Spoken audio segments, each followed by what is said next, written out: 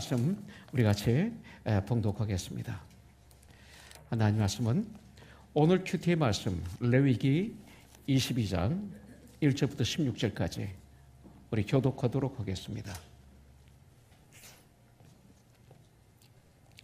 여호와께서 모세에게 말씀하여 이르시되 아론과 그의 아들들에게 말하여 그들로 이스라엘 자손이 내게 드리는 그 성물에 대하여 스스로 구별하여 내 성물을 욕되게 함이 없게 하라. 나는 여호와이니라. 그들에게 이르라.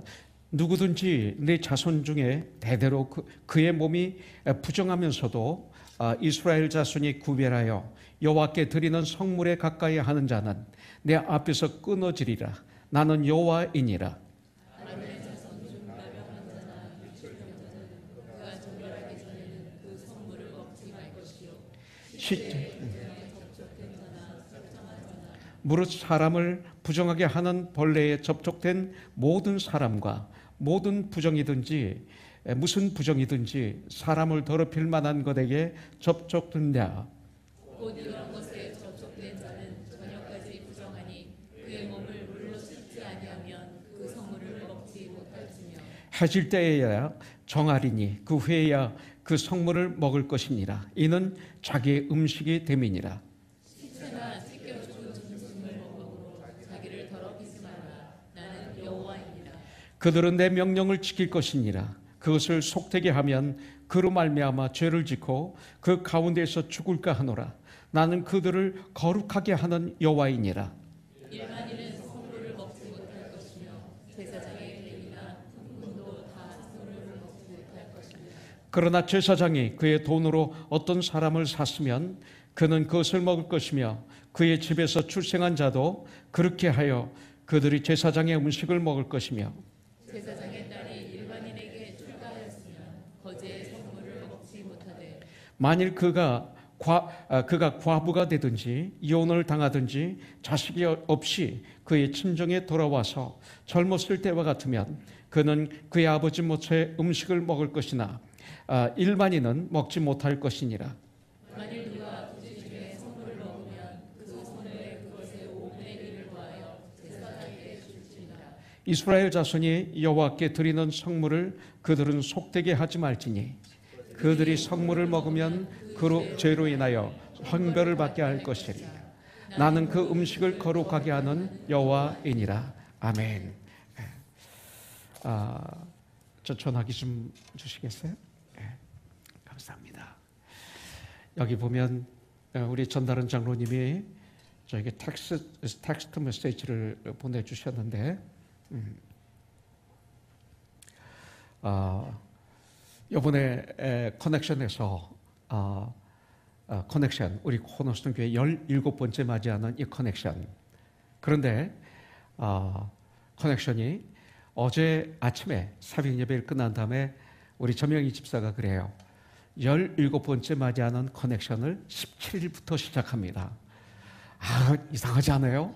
하나님 뭐 하면서 하는데 그런 것 같아요. 17세 맞이하는 커넥션을 17일 날 이거 얼마나 큰 축복이에요 그러는데 그런 것 같기도 하고 안 같긴 왜냐면 막 갖다 붙이는 것 같아서 그런데 어쨌든 참 좋더라고요. 17일 날 그렇게 하기도 쉽지 않은데 17째 맞이하는 커넥션을 17일 날부터 시작합니다. 근데 이번에 참석하는 목사님, 선교사님, 사모님 오시는 지역을 좀 불러드리겠습니다. 뉴욕, 또 샌디에고, 미주리에서 오시고, 테네시, 필라델피아, 파사데나, 미시시피, 위스콘신, 시카고, 유타, 노스 캐롤라이나, 그리고 하이티, 서울, 캐나다, 스위스, 그리고 캄보디아 이렇게 여러 나라, 여러 지역에서 우리 선교사님들이 참여하십니다. 목사님들이 참여하십니다. 이번 목요일부터 시작하는데 여러분들 목요일 날 저녁에 여러분들이 오시면 너무 좋아요. 이분들이 나오셔서 소개하실 겁니다. 그리고 본인들이 겪는 어려움도 얘기할 것입니다. 아픔도 얘기하실 것입니다. 성령님이 그렇게 역사하세요. 그리고 이제 다 끝나고 다음 주 수요일 날 파송 예배가 있어요. 그때 나오셔야 돼요. 그러면 그때는 목요일 날과 같은 얼굴이 아닐 겁니다. 정말로 환한 얼굴, 성령의 기름 부으신 얼굴, 그러면서 결단 그리고 감사의 간증이 있을 것입니다. 여러분들 목요일 저녁에 나오실 수 있으면 나오시고 다음 주 수요일 날 저녁에 나오셔서 함께 우리 목사님, 성교사님, 사모님을 파송하는 그런 시간을 갖기를 원합니다. 이 커넥션을 하나님이 우리에게 주셨어요. 이 커넥션은 너무나 귀한 사역입니다. 너희는 가서 모든 족속으로 제자를 삼아 아버지와 아들과 성령의 이름으로 침례를 주고 내가 너에게 분부한 모든 것을 가르쳐 지키게 하라. 이것은 지상 명령이에요. 주님의 명령이에요. 그런데 이 선교사님들, 목사님들, 사모님들이 회복되고 바로 서면 일당백, 일단천이에요. 여기를 다녀가신 우리 목사님, 선교사님, 사모님이 전 세계에서 얼마나 아름답게, 얼마나 힘차게 주님 일을 하시는지 몰라요. 이런 귀한 사역을 하나님께서 우리 교회에게 주신 거예요. 이것은 어떤 소수의 사람만이 이러는 것이 아니라 저와 여러분들에게 허락해 주신 거예요. 천국은 침노하는 자의 것이에요. 손님이 될 수도 있고 주인이 될 수 있어요. 목사가 주인이 아니에요. 우리 하나님이 주인이시고 그리고 자녀된 우리가 주인이에요. 침노하셔서 이 축복을 누리시길 주님의 이름으로 축원합니다. 이제 4일밖에 남지 않은 이 커넥션. 그리고 오늘 이제 성찬 예식을 우리가 거행합니다. 그런데 오늘 설교 말씀 제목이 정결하기 전에는 이렇게 말씀하고 있어요. 말하자면 준비를 하라 이거죠. 우리가 이번이 26주년 천예배 감사 예배를 마음으로 준비하는, 그리고 이 커넥션을 마음으로 준비하는, 그리고 심지어는 이 성찬식을 마음으로 뜨겁게 준비하고 이 성찬식에 임하는 오늘 이 시간이 되기를 원합니다. 그래서 우리 주님이 우리들에게 부어주신 그 은혜와 평강과 축복을 이 한 주 동안 풍성하게 누리는 우리가 되기를 원해요.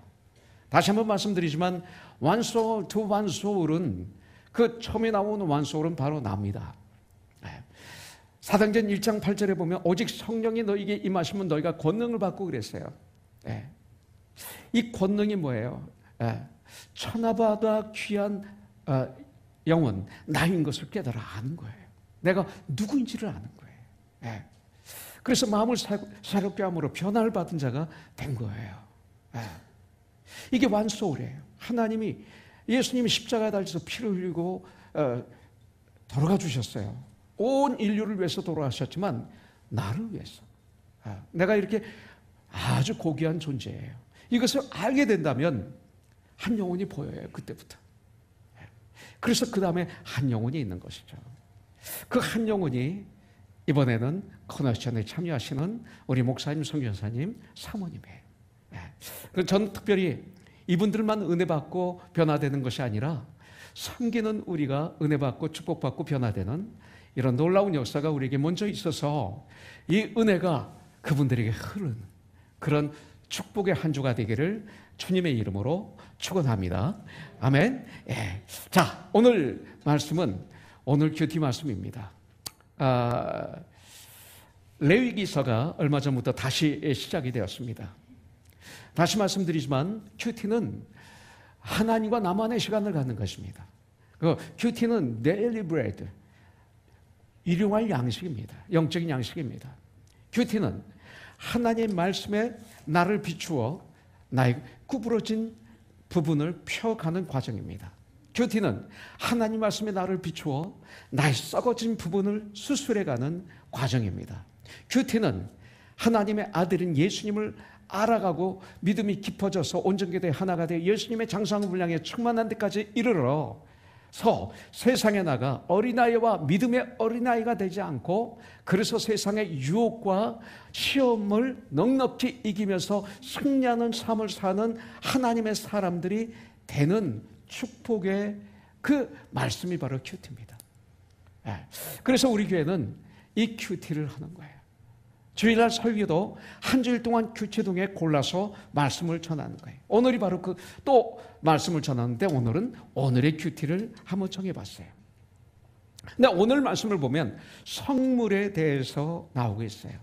성물에 대해서, 거룩한 음식, 성물에 대해서. 근데 오늘 보니까 진정 구원받은 하나님의 자녀들만이 성물을 먹을 수가 있어요. 성물은 제사장 가족은 모두 다 먹을 수가 있어요. 그리고 제사장의 아내와 자녀 모두 다 먹을 수 있었어요. 시집 갔다가 이혼하거나 과부가 되어 자녀가 없이 친정으로 돌아온 그런 여인들도 그 성물을 먹을 수가 있었습니다. 그리고 제사장이 돈을 주고 사온 노예는 먹을 수가 있어요. 그 노예의 자녀들도 이 성물을 먹을 수가 있었습니다. 그러나 10절에 보면 일반인은 성물을 먹지 못할 것이며 제사장의 객이나 나그네나 손님이나 품꾼도 다 성물을 먹지 못할 것이니라, 이렇게 말씀하고 있어요. 출가한 자는 결혼해서 여인들이 떠나면 그 성물을 못 먹어요. 품꾼이나 손님이나 외국인은 먹을 수 없었습니다. 만일 이 성물을 실수로 먹게 되면 14절에 보니까 회복하는 방법을 또 주셨어요. 하는데 제사장에게 이 먹은 성물과 함께 5분의 1을 더해서 주어 속건제를 드리면 형별을 면할 수가 있어요. 죽음을 면해요. 예수님을 나의 주인으로, 나의 구원자로 모신 예수님을 믿는 하나님의 사람들은 모두 택한 백성이에요. 하나님의 자녀가 되었어요. 우린 먹을 수가 있는 거예요. 이걸 먹어야만이 사는 거예요. 성물. 에베소서 2장 9절에 보면 그러므로 이제부터 너희는 외인도 아니요 또 나그네도 아니요 오직 성도들과 동일한 시민이요 하나님의 권속이니라, the household of God, 이렇게 말하고 있어요. 하나님의 자녀가 된 우리들, 하나님은 영적인 양식으로 준 선물이 바로 성물이에요. 이 성물이 뭐예요? 진리의 말씀이다 이거예요. 성경 말씀이에요. 그렇기 때문에 이 말씀을 성물, 거룩한 말씀이에요. 이 거룩한 말씀을 우리들은 인생을 살아가면서 더럽히지 않도록 깨 있어야 돼요. 자, 그렇다면 주님이 기뻐 받으시는 진정한 재물은 무엇일까 이거예요. 주님이 기뻐 받으시는 진정한 성물은 또 무엇일까요? 바로 이것은 내일 큐티에 나와요. 17절부터 30절 보면 거기에 나와요. 하나님께 드리는 제물은 21절에 보니까 기쁘게 하나님이 받으심이 되도록, 우리가 드리는 예배, 우리가 드리는 성물은 하나님이 기쁘시게, 하나님이 기쁘게 받으심이 돼야 돼요. 기쁘게 하나님이 받으심이 되도록 아무 흠이 없는 온전한 것으로 드려야 됩니다. 하나님께 드리는 성물은, 제물은 흠 있는 제물을 드리면 하나님께서 그 제물을 받지 않으세요. 흠이 없어야 돼요. 완벽해야 돼요. 이 말씀은 바로 예수님이죠. 예수님. 우리를 구원하시기 위해서 2000년 전에 예수님이 이 땅에 오셨어요. 그리고 우리 주님이 제물이 되어 주신 거죠. 그래서 예수 그리스도께서 십자가에서 아무 흠이 없는, 죄가 하나도 없는 우리 주님께서 대신 죽어주심으로 우리들의 죄를 대속하기 위한 온전한 제물이 되어서 주실 것에 대한 예언의 말씀이 바로 구약에 나오는 제사법이에요. 동시에 성도들이 우리 주님으로 인해 하나님께 온전한 예배를 드릴 것에 대한 예언의 말씀이에요. 우리가 드리는 예배가 어떤 예배가 되어야 되는가, 이것을 이 말씀을 통해서 우리에게 가르쳐주고 있어요. 그렇다면 주님이 기뻐 받으시는 진정한 제물은 어떤 제물이 되어야 되나 하나를 보도록 하겠습니다. 첫째는 22절부터 25절에 보면 상하지 않은 것, 흠이 없는 것으로 드려야 됩니다. 22절부터 25절에 보면 눈이 먼 것, 또 상한 것, 몸에 배임당한 것, 몸에 종기가 있거나 몸에 습진이 있는 것 등등 흠 있는 제물은 이스라엘 가운데 있게도 하지 말고 그런 것을 이방인에게 받아서 드리지도 말라, 이렇게 명령하고 있어요. 상하거나 병든 것을 드리는 것은 바로 뭐냐? 하나님을 멸시하는 것이다, 이렇게 성경은 말하고 있어요. 예. 말라기서 1장 8절에 보면 만군의 여호와가 이르노라, 너희는 눈먼 희생제물을 바치는 것이 어찌 악하지 아니하며 저는 것, 병든 것을 드리는 것이 어찌 악하지 아니하냐. 이제 그것을 너희 총독에게 드려보라, 너희 대통령에게 드려보라, 너희 가버너에게 드려보라. 그가 너를 기뻐하겠으며 너를 받아주겠느냐 그랬어요. 사람에게 선물할 때에도 상한 것, 병든 것, 쓸모없는 것, 아무 쓸데기 없는 것으로 선물을 하면 대단히 실례죠. 아마 그것을 받은 분은 그분에 대해서 강하게 기억이 남을 거예요. 어떻게? 아주 기분 나쁘게. 너무나 기분 아주 각인될 거예요. 어떻게 나한테 이런 선물을 하지? 아니, 왜 이런 선물을 했을까? 각인이 될 거예요. 하물며 하나님께 드릴 때 병든 것으로 드리면 되겠느냐. 오늘 드리는 예배를 여러분들은 어떻게 드리고 있느냐 이거예요. 10절에서 말라기서 1장 10절에서 이어서 말하고 있어요. 하나님은 말라기 시대 사람들이 하나님을 경외하는 마음이 없이 세상에서 전혀 쓸모없는 것들만 골라서 드리는 것을 보고 주님이 한탄 하시면서 하신 말씀이 뭐예요? 차라리 내가 성전 문을 닫은 것이 좋겠다. 내가 차라리 교회 문을 닫는 것이 좋겠다. 이것이 혹시 이 시대를 말씀하고 있지 않나요? 이 시대 교회들, 이 시대 예배가 과연 어떨까요? 우리가 드리는 예물은 과연 어떨까요? 하나님은 우리 드리는 모든 예물과 예배를 통해서 우리 중심을 보십니다. 우리가 예배를 부담스럽게 드리거나 아무 생각 없이 드리거나 그냥 길게 필린 걸 조금 없애기 위해서 드리거나 또 예물을 인색함으로 드린다면 하나님을 경외하는 것은 아니죠. 여러분들 고린도후서 9장 7절에 이런 말씀이 있어요. 각각 그 마음에 정한 대로 할 것이요 인색함으로나 억지로 하지 말지니 하나님은 즐겨내는 자를 사랑하시느니라. 한번 우리 같이 암송할까요? 시작. 각각 그 마음에 정한 대로 할 것이요 인색함으로나 억지로 하지 말지니 하나님은 즐겨내는 자를 사랑하시느니라. 자, 그 다음에 어떤 예물을 드리면 안 돼요? 어미와 새끼를 동시에 잡아서 드리면 안 돼요. 28절에 보면 암소나 암양을 막론하고 어미와 새끼를 같은 날에 잡지 말지니라 그랬어요. 자, 낳자마자 드리지 말라 이거예요. 새끼를 낳으면 7일 동안 어미와 함께 있게 하고 8일 이상 지난 것으로 제물을 드릴 수가 있었어요.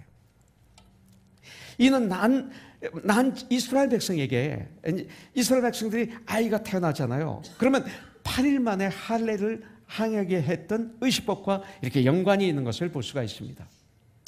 그리고 26절부터 28절에 보면 어미와 새끼를 함께 취하여 드리지 말라. 한마디로 표현하면 이 말씀이 나와요. 당시 이방인들은 짐승의 새끼를 어미의 젖으로 삼는 풍습이 있었어요. 그리고 어미와 새끼를 함께 같이 잡는 풍습이 있었습니다. 얼마나 잔인해요. 그러나 우리 하나님의 성품이 여기 나오죠. 하나님은 긍휼이 많으시다 그랬어요. 하나님은 자비하신 분이시다. 이것을 우리에게 가르쳐 주시는 거예요. 호세아서 6장 6절에 보면 나는 인애를 원하고 제사를 원하지 아니하며 그랬어요. 제사를 원하지 않으시는 게 아니라 그 제사가 인애로 드리는 제사가 되어야 된다 이거예요. 번제보다 하나님을 아는 것을 원하노라. 이것은 뭐냐면 하나님을 알면서 번제를 드려야 된다 이거죠. 번제를 드리지 말라는 거 아니에요.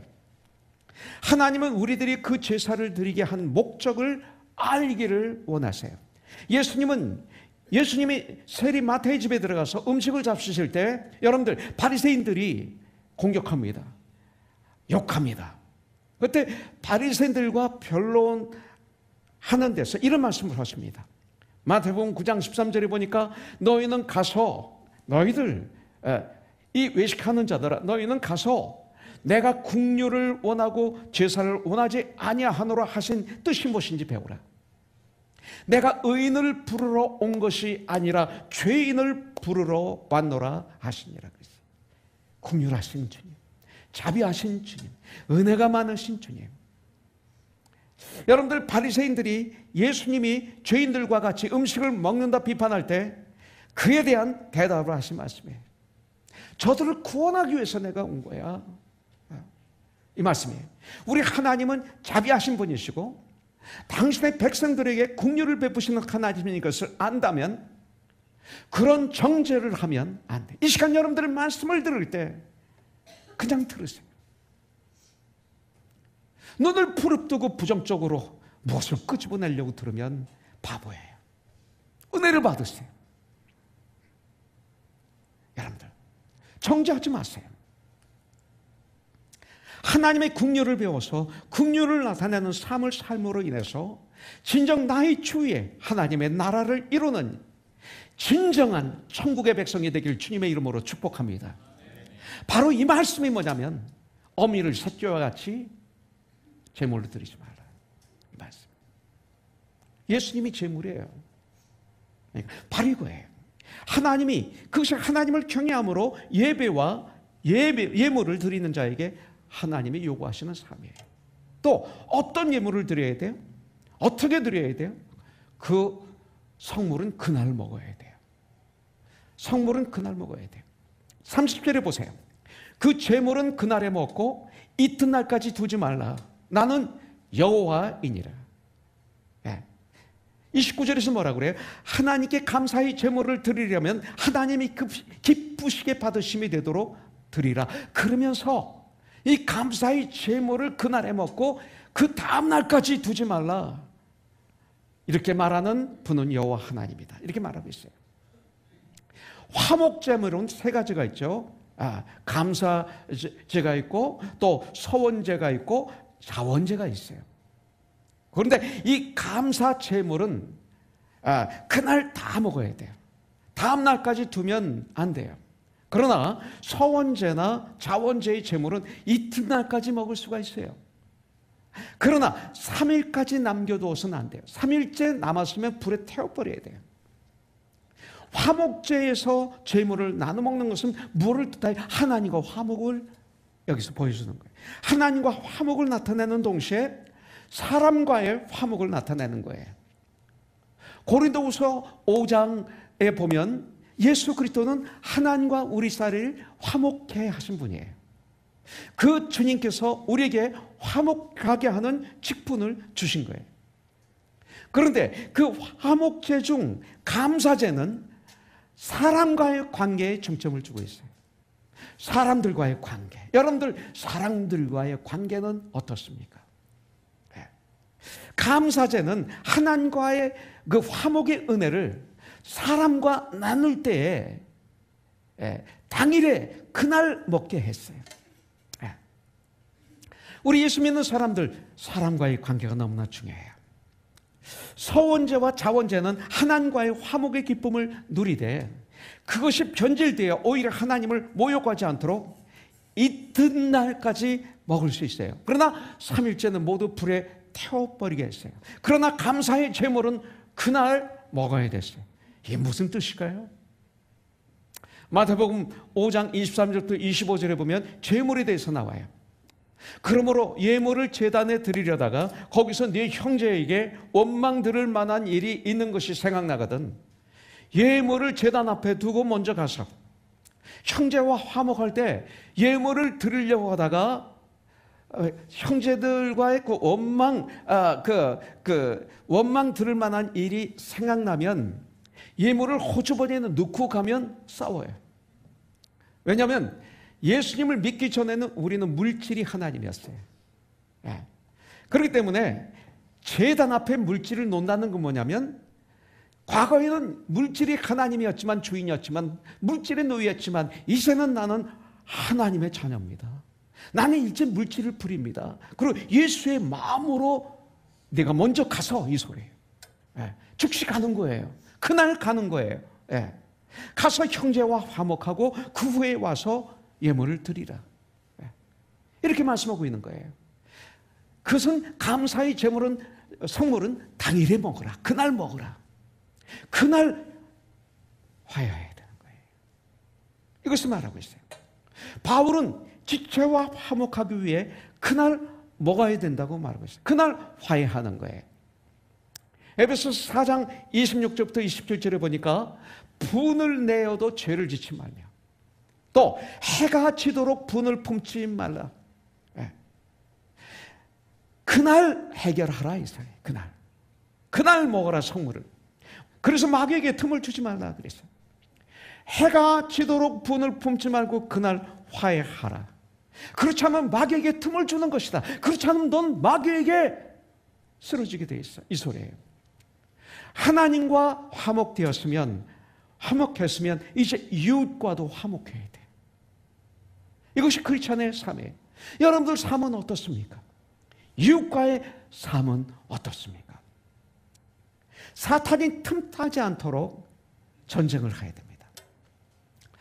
건강한 주 안에서의 관계, 여러분들 갖고 있습니까? 아내와 남편, 예수 믿는다고 하는데, 여러분들 부부는 진정 부부입니까? 정말 성경에 나오는 브리스길라와 아굴라 같은 사이입니까? 이 전쟁을 해야 돼. 틈을 주면 안 돼. 여러분들 자녀와의 관계는 어떻습니까? 그리스도인으로서 여러분들 부모와의 관계, 이 관계는 너무나 중요합니다. 건강한 관계, 주 안에서의 건강한 관계는 이 세상에서 가장 큰 재산이에요. 여러분들 주님과의 관계, 재산이에요. 주님과의 관계를 올바로 맞으면 주 안에서 맺어지는 관계들이 있어요. 여러분들에게 그런 관계가 있어야 돼요. 건강하게. 사랑과의 교제에서 말씀이 빠진 교제, 예수님이 빠진 교제는 아무리 뜨거운 교제라 해도 인본주의로 빠지게 돼 있어요. 교회 안에 인본주의자들이 얼마나 많은지 몰라요. 그래서 하나님의 영광이 드러나지 않아요.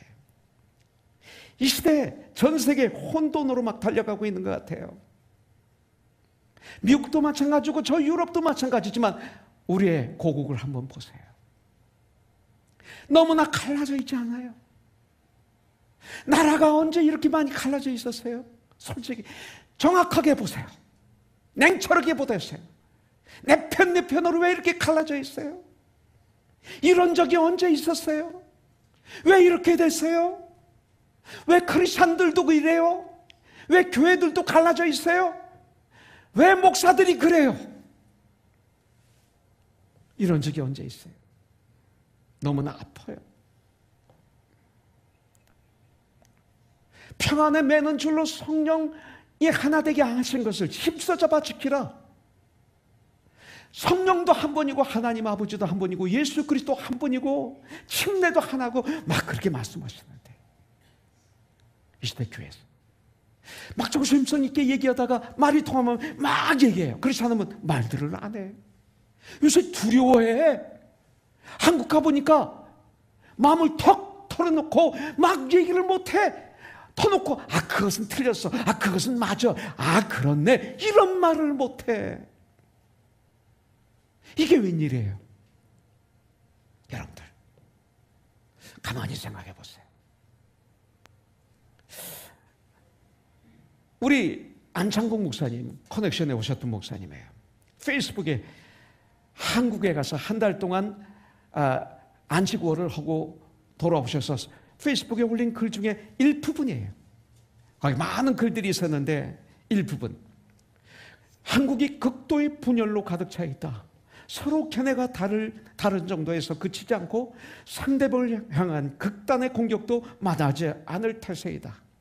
더구나 상대를 향해 모욕적인 언사가 심하다. 어떤 공동체나 나라가 망할 때 보여주는 징조 중 하나는 극심한 분열이다. 바당 싸움이 극심했다. 당락이 늘 우선시되었고 국정이나 민심은 항상 뒤로 밀렸다. 자신의 권력을 유지하고 자신의 권력을 찬탈하는 데에만 몰두했다. 그러다가 나라가 망하고 그러다가 교회는 소멸되었다. 싸움이 아니라 모두가 함께 마음으로 공감할 수 있는 대화는 없는 것일까? 우리 그리스도인들만이라도 진흙탕이 아닌 나라를 위한 진정한 마음으로 함께 할 수 없는 것일까? 그래서 아침마다 나라를 생각하며 깊은 탄식과 함께 기도로 나아간다.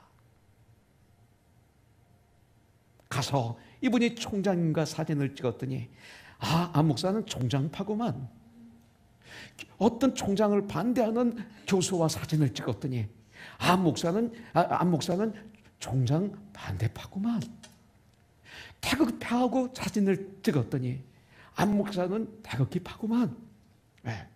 또 정부 요인하고 사진을 찍었더니 안 목사는 진정부파구만. 이렇게 분열될 수 있을까? 교회도 너무나 아파요.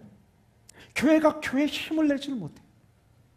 교회가 있으면 그 주위에 하나님 나라가 임해야 되는데 어려움을 줘요. 주위에 너무 시끄러. 네. 텔레비전에 걸려요. 교회가 있으면 그 주위에 하나님 나라가 임해야 돼. 유익을 줘요. 세상의 빛과 소금의 역할을 감당해야 되는데 이 시대는 교회가 크면 클수록 주위에 아픔을 줘요. 성경은 그렇게 되어 있지 않아요. 너무나 교회가 아파요. 그 책임은 담임 목사에게 있어요. 나라가 너무나 아파요. 그 책임은 대통령에게 있어요. 왜냐하면 대통령이니까. 대통령은 모두의 대통령이니까. 저는요, 누구 편 하는 것보다 이렇게 말할 수 있어요. 성경에 동성애를 죄라고 말하고 있어요. 그래서 누가 동성애를 옹호하거나 찬성하면 저는 반대합니다. 저는 그 자리에서 그분을 싫어하는 게 아니라 동성애는 죄라고 얘기합니다. 난 누구를 싫어할 수 있는 능력을 주시지 않았어요. 네가 누군데 함부로 판단하느냐 그러셨어요. 그러나 분별할 수가 있죠. 동성애는 죄라고 나는 외칩니다. 왜냐하면 성경에 죄라고 말씀하고 있기 때문에. 공산주의가 참 멋있는 주의다라고 얘기하면 난 아니라고 합니다. 그것은 죄라고 얘기합니다. 역사상 공산화가 되면 제일 먼저 파괴되는 것은 교회였어요. 제일 먼저 잡혀 들어가는 것은 목사들이었고 성도들이었어요. 얼마나 많은 성도들이 죽었습니까? 공산화되면 성경을 읽을 수가 없습니다. 기도할 수가 없습니다. 그래서 공산주의를 찬성하면 난 절대 반대합니다. 성경이 그렇게 되어 있기 때문에. 저는 이북에도 갔다 왔습니다. 교회 없어요. 큰일 나요. 성경책을 가지고 들어갈 수가 없어요. 들어가는 국경에서 뺏기고 들어가요. 그리고 나갈 때 찾아가지고 나가요. 난 그거 반대입니다. 이것을 찬성하면 크리스찬이 아닙니다. 네. 저는 이걸 얘기하는 것입니다. 절대 반대입니다. 저는. 이 시대 비극은 조금만 교회에 문제가 있으면 세상 법정에 고소합니다. 네.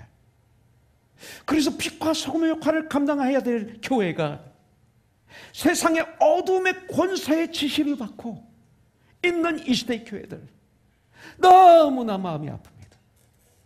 어떻게 이럴 수가 있습니까? 조그만 문제도 다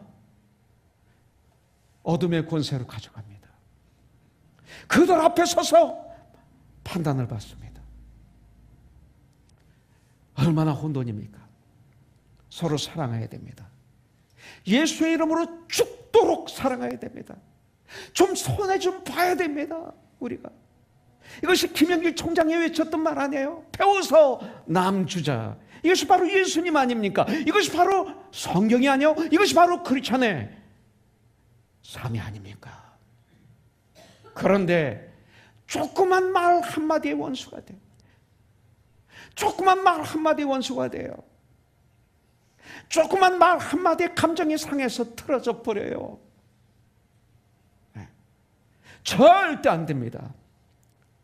본질적인 진리에 어긋나지 않은 한 우리는 손에 손을 잡고 용납하며 함께 걸어가야 됩니다. 이것이 그날 먹는 거예요. 그날 먹어야 되는 거예요. 그날 화해해야 되는 거예요. 왜? 오늘 밤 주님이 오실 수 있기 때문에 그래요. 화해해야 되는 거예요. 그런데 2절부터 9절에 보니까 우리들의 육체가 정결하기 전에는 성물을 먹을 수가 없어요. 정결하게 되기 전에는 성물을 먹을 수가 없어요. 2절부터 9절 한번 우리 같이 봉독하겠습니다. 자, 시작. 아론과 그의 아들들에 말하여 그들로 이스라엘 자손이 내게 드리는 그 성물에 대하여 스스로 구별하여 내 성호를 욕되게 함이 없게 하라. 나는 여호와니라. 3절 같이 봉독해요. 그들에게 이르라. 누구든지 네 자손 중에 대대로 그의 몸이 부정하면서도 이스라엘 자손이 구별하여 여호와께 드리는 성물에 가까이 하는 자는 내 앞에서 끊어지리라. 나는 여호와이니라. 4절 아론의 자손 중 납병 환자나 유툴병자는 잠깐 이건 좀 더 크게 봉독하세요. 시작. 그가 정결하기 전에는 그 성물을 먹지 말 것이요 시체의 부정에 접촉된 자나 설정한 자나 무릇 사람을 부정하게 하는 벌레에 접촉된 모든 사람과 무슨 부정이든지 사람을 더럽힐 만한 것에게 접촉된 자 곧 이런 것에 접촉된 자는 저녁까지 부정하니. 자, 이것도 좀 크게 봉독하죠. 시작. 그의 몸을 물로 씻지 아니하면 그 성물을 먹지 못할지며 해질 때에야 정하리니 그 후에야 그 성물을 먹을 것이니라. 이는 자기 음식이 됨이니라. 시체나 찢겨 죽은 짐승을 먹음으로 자기를 더럽히지 말라. 나는 여호와이니라. 그들은 내 명령을 지킬 것이니라. 그것을 속되게 하면 그로 말미암아 죄를 짓고 그 가운데서 죽을까 하노라. 나는 그들을 거룩하게 하는 여호와이니라. 성경에서 말씀하고 있어요. 여러분들, 아론의 자손 중 몸이 부정한 자, 그 몸이 불결한 자, 즉 납병 환자, 유출병 환자, 시체를 접촉한 자, 설정한 자, 부정한 벌레에 접촉한 자, 부정한 사람을 접촉한 자, 시체나 찢겨 죽은 짐승을 먹은 자들, 부정한 자가 성물을 먹으려면 저녁까지 기다렸다가 물로 씻어 정결하게 한 후에 먹을 수 있다. 이렇게 말씀하고 있어요. 여러분들, 그 몸이 정결하게 회복되기 전까지는 공적인 제사장의 직무뿐만 아니라 성물을 먹는 일까지도 금지당했어요. 그리고 여호와께 드린 성물은 조금도 더럽힘이 없어야 돼요. 누구나 함부로 먹는 것을 철저히 금하고 있어요. 여러분들, 하나님 앞에 바쳐진 제물은 존귀하고 거룩하기 때문에 그래요. 그렇기 때문에 성물을 먹을 수 있는 제사장으로서의 정결함이 먼저 있어야 돼요. 더러운 것에 접촉하면 안 돼요. 네. 마음에 아무 준비 없이 거룩한 성물을 먹으면 안 돼요. 예수 그리스도는 구약에서 제물을 드려야 용서함을 받아요. 예수 그리스도는 구약 제사의 온전한 제물이 되어주셨어요. 예수님을 상징하는 거예요, 제물은. 그래서 에베소서 5장 2절에 보면 그리스도께서 너희를 사랑하신 것 같이 너희도 사랑 가운데서 행하라. 사랑 가운데서 행하라. 그는 우리를 위하여 자신을 버리사 향기로운 제물과 희생 제물로 하나님께 드리셨느니라. 십자가에서. 또 요한복음 6장 35절에 보면 우리 예수님은 당신을 가리켜 뭐라고 말씀했어요? 나는 하나님 아버지께서 너에게 보내신 생명의 떡 곧 참된 양식이다.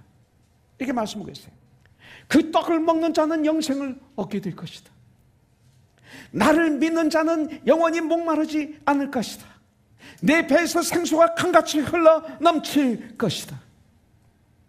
생명의 떡 예수님. 영생이란 영원한 삶을 살 뿐만 아니라 하나님이 주시는 풍성한 은혜를 누린다는 의미를 가지고 있어요. 예수님의 살과 피를 먹는다는 것은 과거 러시아에서 구소련 공산주의 시절에 그들은 뭐라고 그랬어요? 저 예수 믿는 사람들은 피를 빨아먹는다, 서로들. 피를 먹는 종교다. 그러면서 잡아 죽였어요. 성찬 예식을 그렇게 본 거예요. 근데 그렇지 않아요. 그거 아닙니다. 예수님의 살과 피를 먹는다는 것은 예수님을 나의 구주로 주로 영접한 성도는 이제 주님과 함께 산다는 거예요. 주님과 함께 걸어간다는 거예요. 주님과 함께 말한다는 거예요. 주님과 함께 결정하는 거예요. 주님을 따르는 무리들이라는 거예요. 이게 성찬식이에요. 그 떡을 먹는다는 것은 예수님을 믿는다는 거예요. 예수님과 교제하며 예수님을 인하여 나는 산다. 보혈 피와 떡, 주님의 몸을, 주님의 피를 상징하는 거예요. 이걸 먹는 거예요. 베드로전서 2장 9절에 보면 우리는 왕 같은 제사장이라고 그랬어요. 우리가 정말 예수님께 붙어 있으므로 생명력 있는 은혜를 누리게 되기를 주님의 이름으로 축복합니다. 하나님께서 주신 영적 양식을 얻기 위해서는 부정한 것을 접촉하면 안 됩니다. 이 말은 뭐예요? 세상의 더러운 곳에 접촉하면 안 됩니다. 마약에 접촉하면 안 돼요.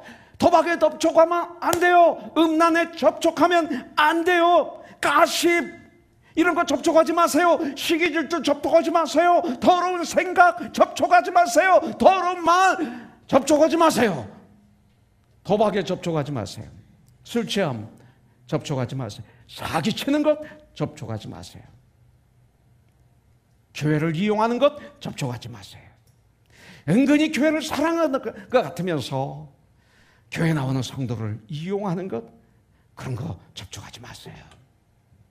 당짓는 것 접촉하지 마세요. 분리시키는 것 접촉하지 마세요. 또 이와 같은 것들에 접촉하지 마세요. 부정한 일에 접촉했다고 생각이 되면 제사장들이 그랬던 것처럼 그날이 지나기 전에 물로 정결케 하세요. 물로 정결케. 에베소서 5장 26절에 보면 이는 곧 물로 씻어 말씀으로 깨끗하게 하사 거룩하게 하시고 그랬어요. 항상 성경 말씀에 나 자신을 비추어서 말씀에 합당하지 못한 말, 나의 생각, 나의 행동을 회개하는 거예요. 물로 씻어버리는 거예요. 요한일서 1장 9절에 보면 이렇게 말하고 있어요. 만일 우리가 우리 죄를 자백하면 그는 미쁘시고 우리 오사 우리 죄를 사하시며 우리를 모든 불의에서 깨끗하게 하실 것이요. 회개하는 거예요. 그럴 때 주님께서 성령으로 도와주셔서 이 한 주간도 승리하게 하실 줄 분명히 믿습니다. 네. 일부 예배 때보다 아멘이 작아. 일부 예배는 얼마나 아멘들이 큰지 이거 비교하면 안 되죠. 취소. 비교 안 해. 네. 예배와 말씀을 가까이 하지 않는 사람들은 하나님 주신 은혜를 경험할 수 없어요.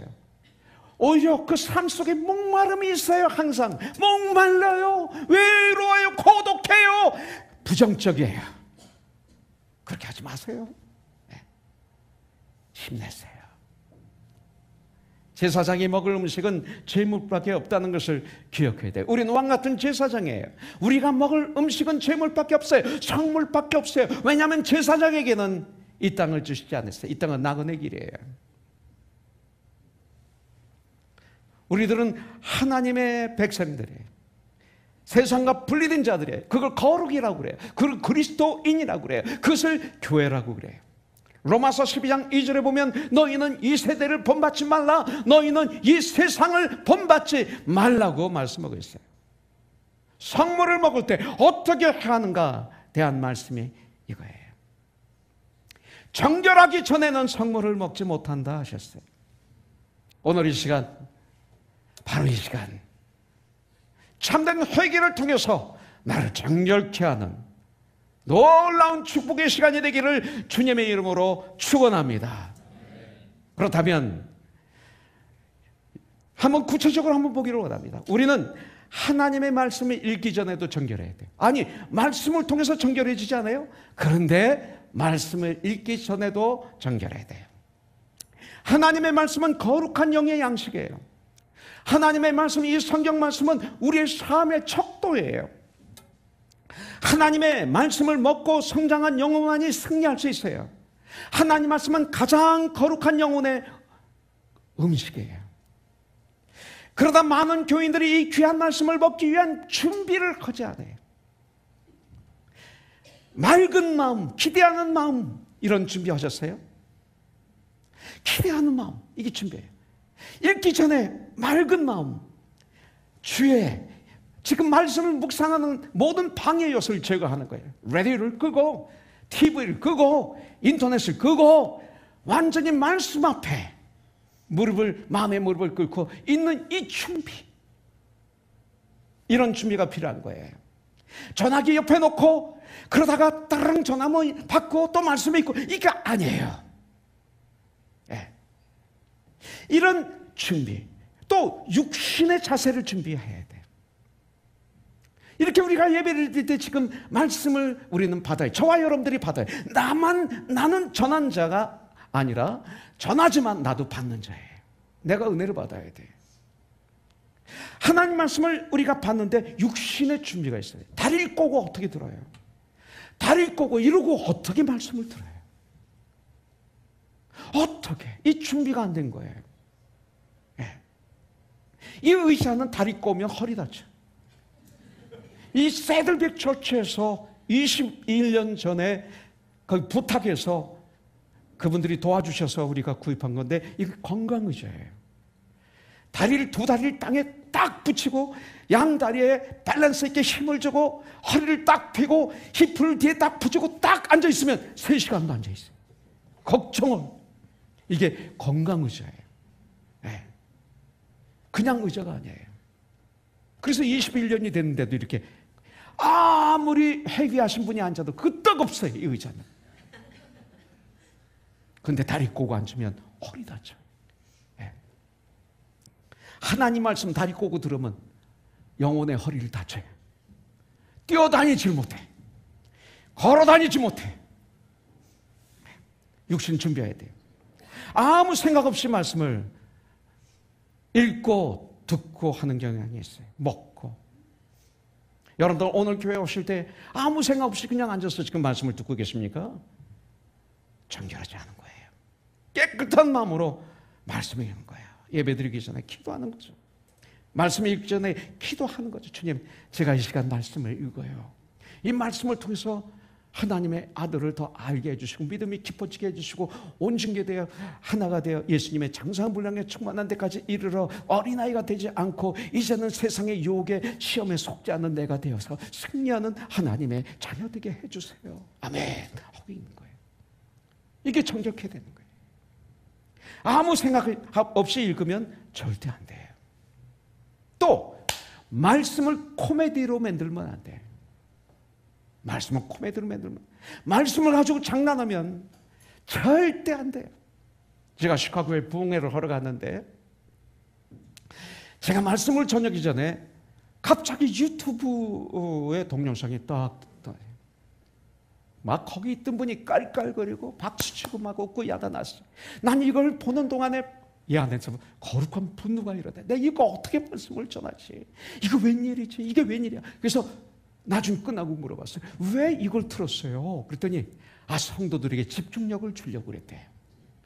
이거 안 해도 집중력이 있을 수 있어요. 이거 해도 집중력 없는 분이 있어요. 그리고 이건 절대 집중력이 없어요. 성도 사람들이 좀 오게 하려고 그랬대요. 이거 안 해도 와요. 그랬더니 그 다음날 더 오고 그 다음날 꽉 매주고 그랬는데, 그게 뭔지 아세요? 유튜브에 들어가 봤어요. LA 와서. 조회수가 가장 많은 것 중에 하나가 이 동영상이더라고요. 우리나라에서 유명한 목사가 하셨더라고요. 보니까 뭐냐면 시편 23편을 경상도 말로, 전라도 말로, 충청도 말로, 이북 말로 읽으니까 그냥 거기 엄청나게 많은 교인들이 깔깔거리고 막 박수고 막 야단이에요. 집중해서 들어요. 즐거워하면서 들어요. 인기가 대단해요. 이 동영상의 청취 수가 어마어마해요. 내게 옳은 것입니까? 아니에요. 절대 말씀을 가지고 그렇게 장난하면 안 돼. 그러면 남는 게 뭐가 남아요? 시편 23편이 남을까요? 여호와는 나의 목자시니 나에게 부족함이 없으리로다. 그래, 그가 나를 푸른 쉴만한 물가에 인도하시는도다. 할렐루야. 이게 아니잖아요. 깔깔거리고 웃으니까 나중에 남는 거는 전라도 사투리, 충청도 사투리, 경상도 사투리, 이북 사투리만 남잖아요. 왜 하나님 말씀을 코매들으면 들어? 이 사람이 왜 성도를 해롱해요? 거룩한 하나님의 말씀을. 엄청난 범죄예요. 또한 시간이 날 때만 읽는다면 하나님을 내가 시간 날 때만 섬기는 분이라는 증거예요. 가장 귀한 시간을 내어 하나님 말씀을 읽을 수 없을까요? 바로 이렇게. 오늘 이 시간이 내 일주일의 삶 속에 가장 중요한 것. 그래서 기쁘게 오늘 예배드리는 이 시간이, 말씀을 받는 이 시간이 나의 가장 귀중한 시간이 돼야 되는 거예요. 저는 생각합니다. 마귀는 교회에서 말씀을 거의 제거했다고 믿습니다. 제거했어요. 1시간 예배 드려가지고 어떻게 말씀이 살았어요? 그래서 교회가 타락한 거 아니에요. 그래서 미국은 다시 말씀이 살아나고 있어요. 미국에서 우리가 실패했다, 우리가 실수했다, 우리가 죄를 졌다, 이거 아니다. 그래서 다시 회복 운동이 일어나고 있어요. 2000년 역사상 1시간 예배는 불과 30년 전부터 시작이 됐어요. 그랬더니 30년 만에 교회가 다 망해버렸어요. 그러니까 말씀은 20분이 되는 거죠. 하나님 말씀은 출구하여 그 말씀을 낮과 밤으로 묵상하는 자가 복이 있다고 그랬는데, 바울이 말씀을 아침부터 강론했는데 저녁까지 강론했어요.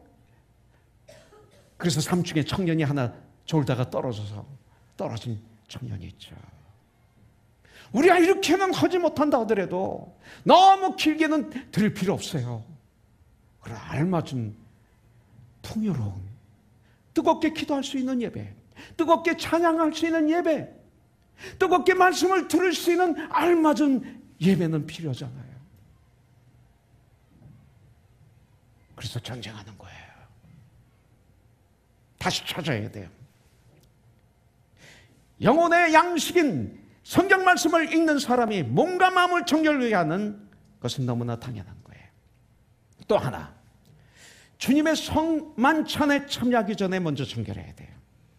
오늘 주님의 성만찬은 너무나 귀한 예배입니다. 성만찬에 임하는 그리스도인들이 마음과 육신에 아무런 준비 없이 참여한다면 이 얼마나 망령된 행동일까요?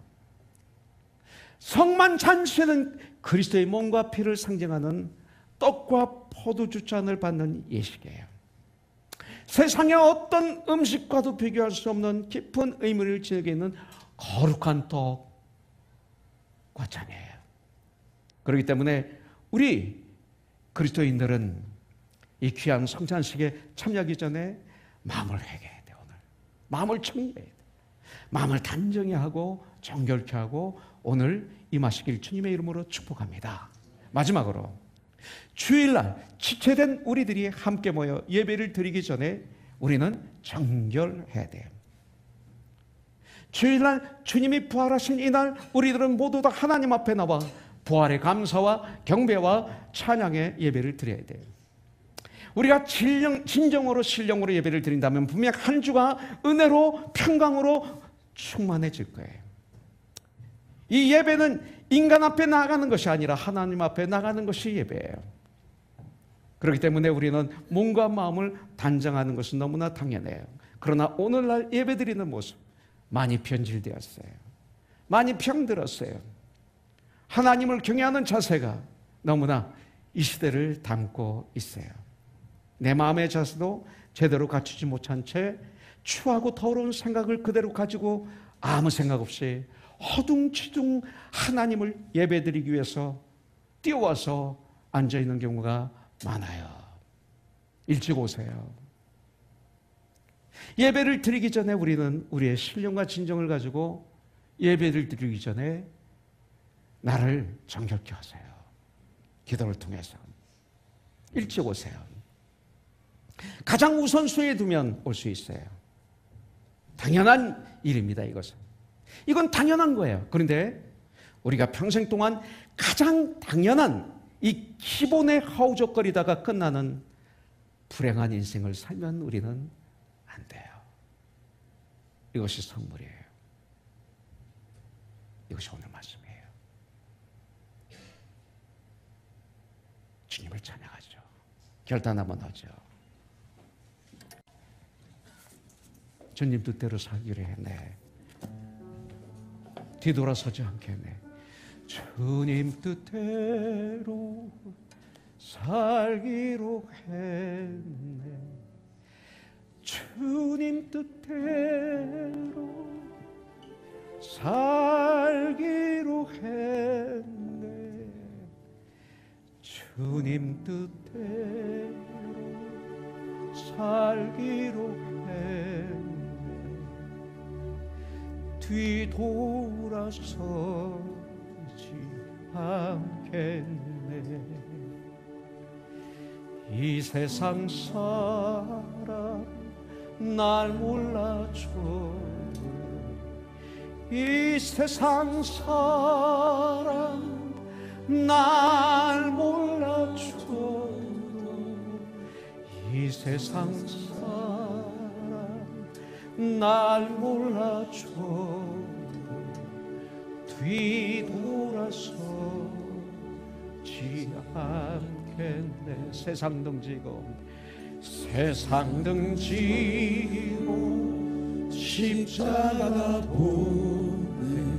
세상 등지고 십자가 보네. 세상 등지고 십자가 보네. 뒤돌아서지 않겠네. 마지막으로 I have decided to follow Jesus. I have decided to follow Jesus. I have decided to follow Jesus. No turning back.